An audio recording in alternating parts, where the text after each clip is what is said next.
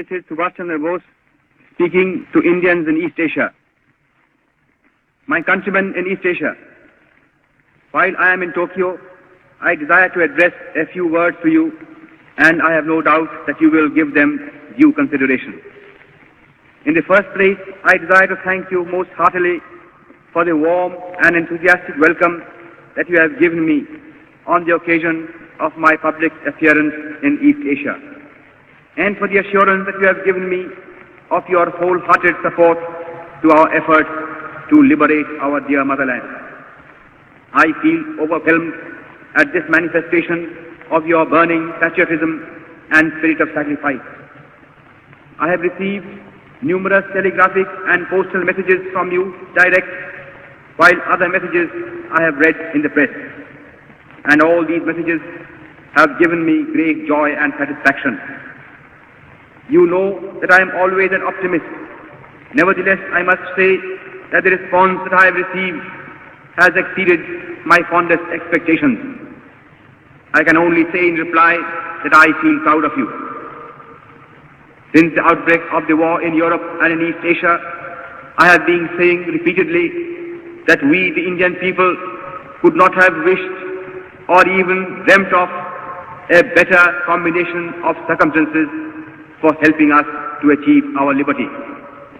When the world forces are helping us in this way, our task has automatically become very much easier than what it would have been otherwise. This fact should further strengthen our self-confidence and optimism and hearten us considerably in the fight that lies ahead of us. I am overjoyed to see that you have already realized that the responsibility of winning freedom does not rest merely on the shoulders of our countrymen at home. It is but natural that they should bear the brunt of the burden, and they have been doing so already. But at the same time, every Indian, no matter where he may be living at the present time, has a duty towards his country, and he must contribute his due share towards the final victory.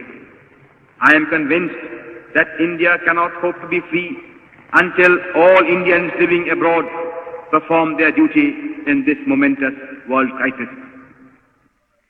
Owing to the fact that the tripartite powers have been giving their fullest support to Indian independence, it is comparatively easy for Indians living in Axis countries or in countries controlled by the Axis powers to play their part in the national struggle.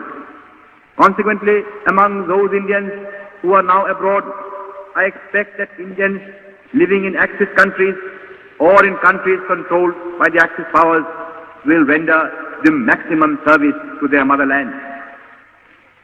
Here in East Asia, you have seen for yourselves how deep is the interest in and sympathy for Indian independence.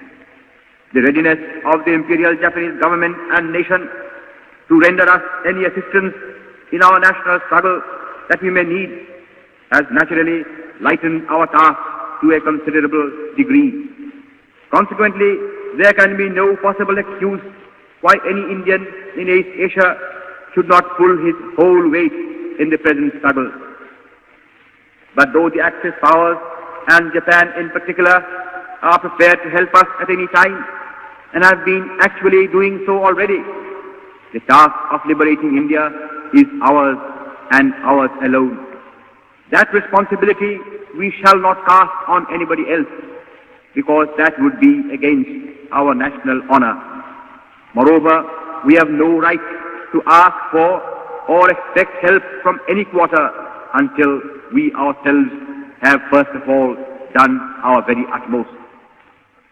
Our countrymen and our sisters and brothers at home have been doing their best in the circumstances in which they are placed. But the enemy is ruthless and desperate, and he is armed to the teeth. Against such a brutal foe, no amount of civil disobedience or of sabotage or of revolutionary terrorism can be of any avail. If therefore we want to expel British power from India, we have to fight the enemy with his own weapons. The enemy has already drawn the sword. He must therefore be fought with the sword. But it is not possible for our countrymen at home to organize an armed revolution and to fight the British Army of Occupation with modern arms. This is a task which must therefore devolve on Indians living abroad and particularly on Indians living in East Asia. Friends, if you compare the history of our national struggle with the histories of similar struggles in other parts of the world, you will realize that we in India have lacked one thing and one thing alone. We lack the strength and organization whereby we can meet force with force. It is our task here in East Asia to supply this one want and thereby eliminate once for all the only drawback that we have in our national struggle.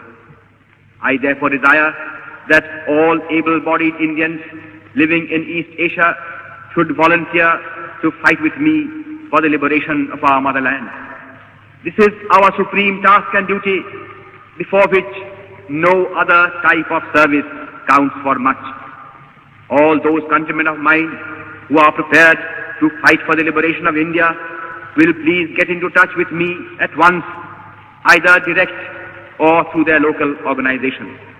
I am confident that with the help of my countrymen in East Asia, I shall be able to organize such a gigantic force as will be able to sweep away the British power from India in conjunction with those who have already been fighting at home.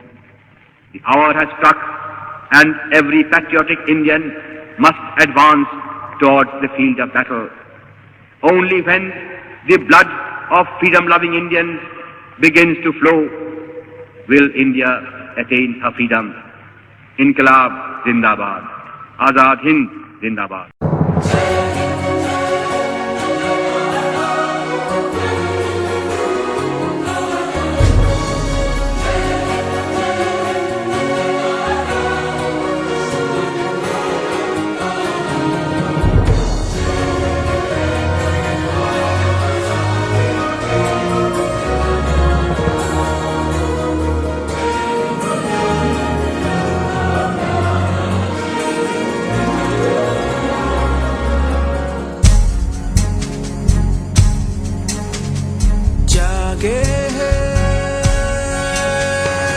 अब सारे लोग तेरे देख वतन गूंजे हैं नारों से अब ये ज़मीं और ये गगन कल तक में तर